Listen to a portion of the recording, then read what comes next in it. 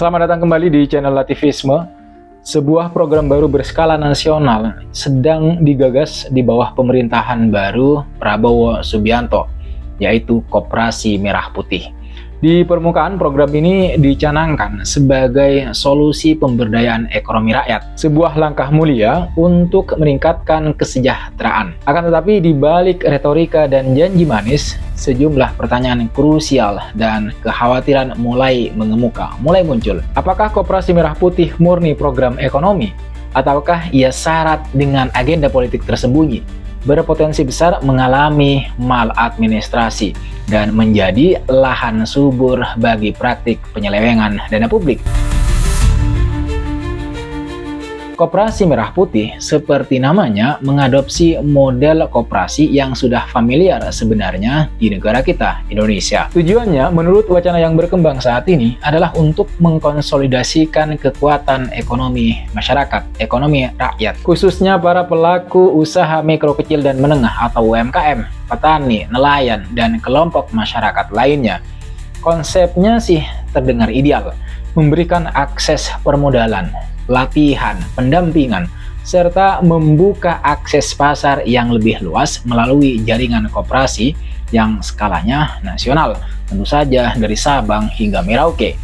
Pemerintah dalam hal ini di bawah kepemimpinan Pak Prabowo Subianto akan berperan sebagai inisiator, fasilitator, dan mungkin juga penyedia dana awal atau penjamin. Tujuannya sangat jelas, untuk menciptakan kemandirian ekonomi dan mengurangi kesenjangan. Sebuah cita-cita yang sebenarnya patut diapresiasi memang.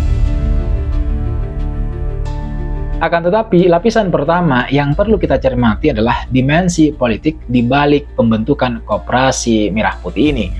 Mengapa program sebesar ini itu digulirkan, direncanakan segera setelah kontestasi politik besar? Ada beberapa indikasi kuat bahwa koperasi ini itu bukan sekedar alat ekonomi, melainkan juga instrumen politik yang strategis. Pertama, konsolidasi kekuasaan dan basis massa.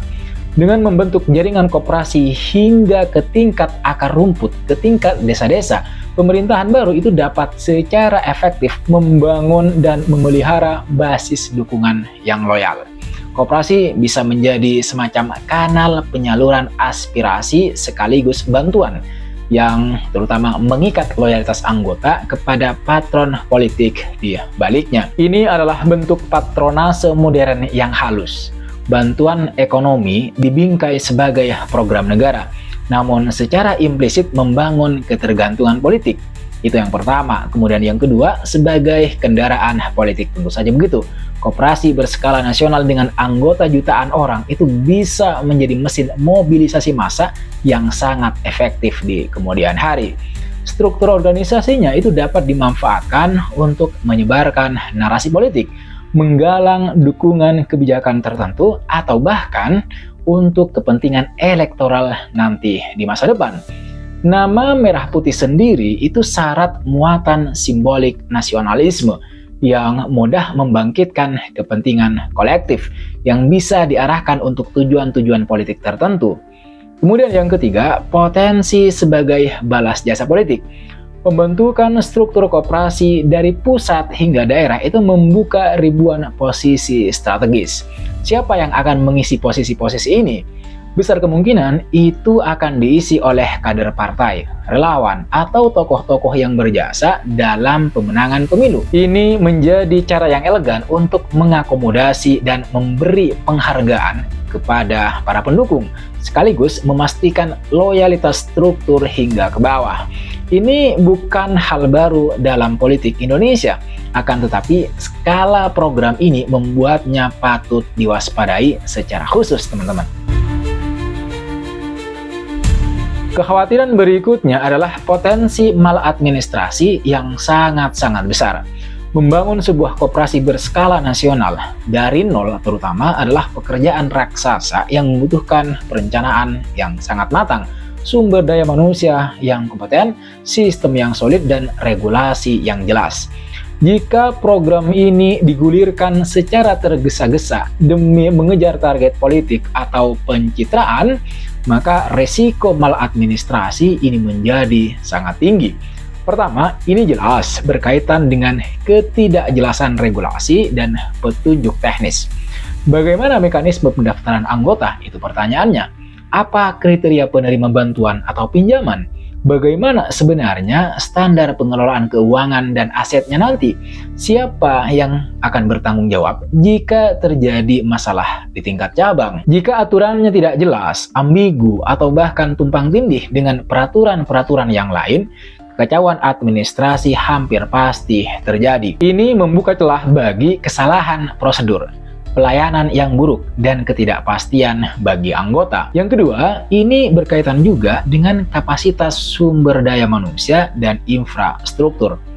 Apakah pemerintah dan calon pengurus koperasi di daerah ini memiliki kapasitas yang memadai untuk mengelola program sebesar ini? Skalanya nasional, tidak main-main. Pelatihan apa yang sudah disiapkan? Apakah infrastruktur teknologi informasi untuk database anggota, transaksi, dan pelaporan itu sudah siap? Itu pertanyaan-pertanyaannya. Tanpa SDM yang kompeten dan sistem pendukung yang andal, sistem pendukung yang memadai, program ini bisa berjalan serampangan, tidak efektif, dan jauh dari tujuan awalnya, tujuan yang mulia. Bayangkan proses verifikasi jutaan calon anggota jika sistemnya tidak siap.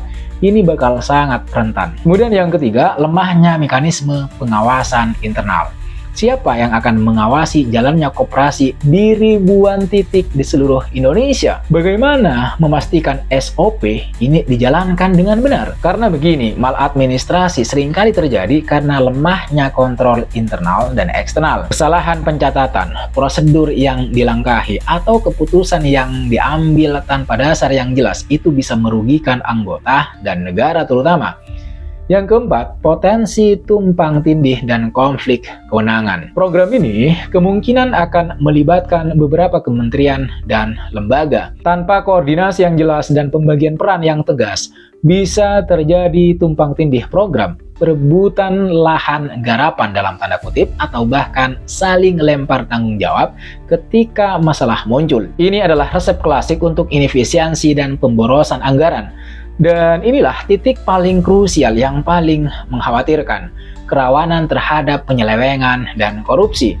Program pemerintah yang melibatkan dana besar dan jangkauan luas, apalagi jika digulirkan dengan nuansa politik kental dan potensi maladministrasi, secara inheren menjadi target empuk bagi para pemburu rente dan praktik koruptif. Hal ini bisa saja terjadi karena Koperasi Merah Putih berkaitan erat dengan skala anggaran yang fantastis. Program nasional seperti ini pasti membutuhkan anggaran triliunan rupiah, baik dari APBN maupun dari sumber-sumber yang lain. Semakin besar dana yang dikelola teman-teman sekalian, maka semakin besar pula godaan untuk menyelewengkannya. Markup anggaran pengadaan, misalnya proyek fiktif, pemotongan dana bantuan, hingga penggelapan aset koperasi adalah risiko nyata yang menjadi bayang-bayang. Yang pertama, kemudian yang kedua, kurangnya transparansi. Bagaimana publik bisa mengawasi aliran dana Koperasi Merah Putih? Apakah laporan keuangannya nanti akan diaudit secara independen dan hasilnya dipublikasikan secara terbuka? Jika mekanisme transparansi dan akuntabilitasnya lemah, sangat sulit untuk kemudian mendeteksi dan mencegah penyelewengannya. Pengelolaan dana yang tertutup adalah undangan terbuka bagi korupsi. Yang ketiga, potensi kolusi dan nepotisme dalam pengelolaannya. Seperti yang saya sebutkan sebelumnya, pengisian jabatan pengurus koperasi itu rawan diwarnai oleh nepotisme dan balas jasa politik.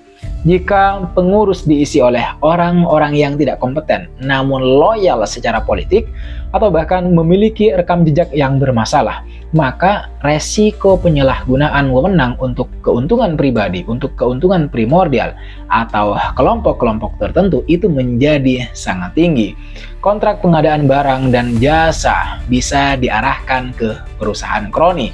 Pinjaman itu bisa diberikan ke pihak-pihak yang tidak layak namun dekat dengan kekuasaan. Kemudian yang keempat, lemahnya penegakan hukum dan sanksi. Jika terjadi penyelewengan, misalnya, apakah ada jaminan bahwa pelakunya akan diproses secara hukum tanpa pandang bulu? Pengalaman menunjukkan bahwa kasus korupsi yang melibatkan aktor-aktor politik kuat seringkali berjalan lambat atau bahkan masuk angin. Tanpa penegakan hukum yang tegas dan independen, maka efek jerah tidak akan tercipta dan praktik korupsi itu akan terus berulang. Yang terakhir, yang kelima, modus anggota fiktif atau program siluman. Dalam program bantuan sosial atau pemberdayaan ekonomi, sering kita temukan modus data penerima yang dimanipulasi atau program yang dilaporkan berjalan padahal ya fiktif. Dengan jutaan potensi anggota, maka verifikasi yang lemah itu bisa membuka celah untuk modus seperti ini demi menyedot anggaran negara. Ini sangat-sangat mengkhawatirkan tentu saja. Koperasi Merah Putih di atas kertas memang membawa harapan, sebuah program yang mulia. Siapa yang tidak ingin ekonomi rakyat menguat? Akan tetapi harapan itu kini dibayang-bayangi oleh awan gelap potensi masalah yang sangat serius. Agenda politik yang kental di baliknya, resiko maladministrasi akibat kemungkinan persiapan yang kurang matang, dan kerawanan yang sangat tinggi terhadap praktik penyelewengan dana publik adalah alarm yang tidak bisa kita abaikan. Ini bukan berarti kita menolak program pemberdayaan ekonomi yang dicanangkan oleh pemerintah. Justru ya sebaliknya, karena kita ingin program seperti ini berhasil dan benar-benar mensejahterakan rakyat, maka kita wajib untuk bersuara kritis sejak awal. Jangan sampai program yang menggunakan nama besar Merah Putih dan dana publik yang tidak sedikit ini justru berakhir menjadi skandal korupsi berjamaah, menguntungkan segelintir elit politik dan kroni-kroninya. Sementara rakyat itu hanya menjadi objek atau bahkan korban. Apa yang bisa kita lakukan? Pertama, menuntut transparansi total. Sejak perencanaan, regulasi, alokasi anggaran, data anggota hingga laporan pertanggungjawaban, semuanya harus bisa diakses oleh publik dengan mudah. Kemudian yang kedua, mendesak adanya mekanisme pengawasan yang independen dan kuat, yang melibatkan lembaga auditor negara, kemudian ombudsman, dan bahkan lembaga swadaya masyarakat yang kredibel dalam proses pengawasan. Kemudian yang ketiga, media massa dan masyarakat sipil itu harus berperan aktif. Harus dilakukan investigasi mendalam, laporkan setiap kejanggalan, dan terus kawal jalannya program ini. Yang keempat, memastikan penegakan hukum berjalan tanpa intervensi. Setiap indikasi penyelewengan itu harus ditindaklanjuti secara serius. Koperasi Merah Putih adalah pertaruhan besar. Akankah ia menjadi tonggak sejarah pemberdayaan ekonomi rakyat? Atau justru bakal menambah daftar panjang program pemerintah yang gagal dan syarat korupsi karena dibajak oleh kepentingan politik sesaat? Jawabannya sangat bergantung pada seberapa kritis dan waspada kita semua dalam mengawal program ini. Bagaimana pendapat kalian tentang Koperasi Merah Putih ini? Apakah kekhawatiran yang saya sampaikan ini berlebihan atau justru sangat beralasan? Tuliskan opini kalian di kolom komentar, kita diskusi di sana. Jangan lupa like, share, dan subscribe agar kita bisa membahas isu-isu penting seperti ini. Terima kasih sudah menonton dan tetap kritis, tetap waspada. Jangan lupa like, komen, dan subscribe. Sampai jumpa di video berikutnya.